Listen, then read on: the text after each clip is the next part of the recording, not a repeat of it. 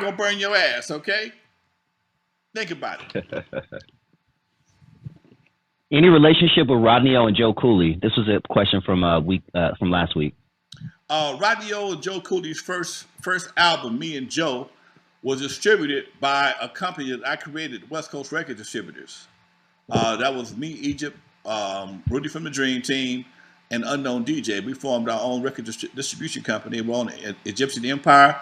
Yes, I do have a limited relationship with RODNEY and Joe Cooley, being that my company distributed his first album. Interesting. We never really kicked it. Hey, we cool, but you know, and I think that's my thing is so many the guys that came up. I'm so much older than they. At least I was older than they back then. I was always doing other stuff. Okay, so I never got a really chance to cultivate a relationship with him. You know what I'm saying? So we cool, but we just never really hung out. Although he was a part of the company, an artist on the Egyptian Empire, distributed by West Coast Record Distributors. We never really hung out that much. Let me ask you. They had a big hit, Everlasting Bass, dope song, classic song to this day. But let's take ourselves back to that time.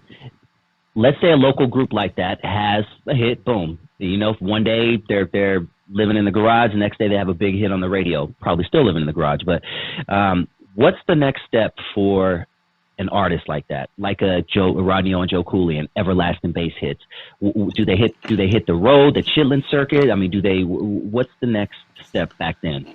First thing you do is find out what radio stations or what territories your record is hitting at. Okay. Then you find you an agent that can put you in the venues down there. You got to get you got to go to the money, wherever the money is at. Okay. If you mess around there and get a hit record in Texas, Louisiana, you better start hop on a bus, Greyhound. I know cats that took Greyhounds to gigs to get the money.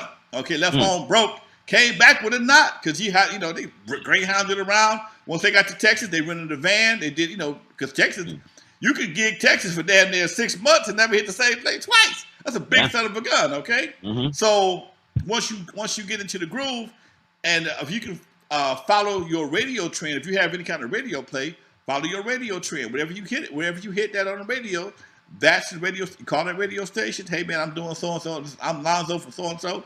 And 9 times out of 10, the radio station will book you. Okay. Aha. Okay. Gotcha. Okay. So that was always our format. Wherever we hit at, we just follow the music. And remind everybody out there some of the places where you hit. I know you mentioned Louisiana loved your record for some reason. Where are some other areas that, Turn Off the Lights was just huge? Man, you know what? Turn Off the Lights is one of them records, dude, that it hit hard, but it didn't hit everywhere. And like a forest fire, it'll pop up over here, pop up over there. And that shit went on, man, for like 4 or 5 years, man. Crazy. Wherever it was, and what I found out, one thing about radio DJs, as they get more and more popular, they go to different bigger stations, and you may have a guy that was playing you in what they call a P2 station down in Louisiana, Mississippi. Then he get bumped into a P1, and he'll grab some songs from his old playlist. Oh, y'all never heard this before? Bam! All of a sudden, I'm hot over here. Okay. Bam. Same thing happened to the guy that night. The guy he was on a P1, small college station. He got picked up on a P1. Now I'm hot over here. So that just kept on. We kept on getting resurgence, man. Up until that's